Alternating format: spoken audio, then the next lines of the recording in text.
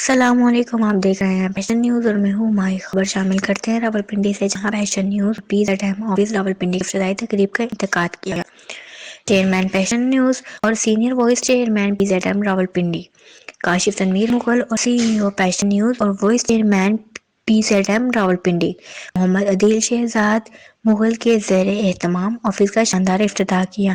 مہمان خصوصی میں ایوب خان چیئرمین پیز ایٹ راولپنڈی، غلام نبی صحافی، چودھری متین، چودھری نعیم بٹی صاحب، سید زیدی، سنی بائی، عمیر مغل، ہنی مغل، محمد شکیل، حامد گجر، الیاس مغل، سہیل مغل، مدثر بھائی، شیخ علی اور دیگر شامل تھے۔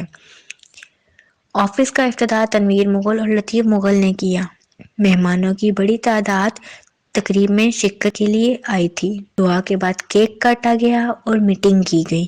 چودھری نعیم صاحب نے تقریب میں آفس کے افتتاح کے موقع پر پیشن نیوز اور پی زیڈ ایم کی ٹیم کو مبارکباد پیش کی۔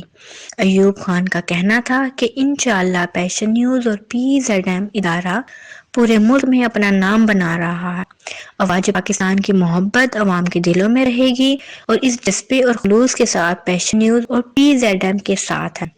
غلام نبی صحافی کا کہنا تھا کہ راولپنڈی میں اس آفس کا قیام عوام کی خدمت کا ذریعہ ہے۔ ہم ہر طرح سے عوام کی آواز بنیں گے اور اپنے ملک پاکستان اور افواج ملک کے ہمیشہ ساتھ ہیں۔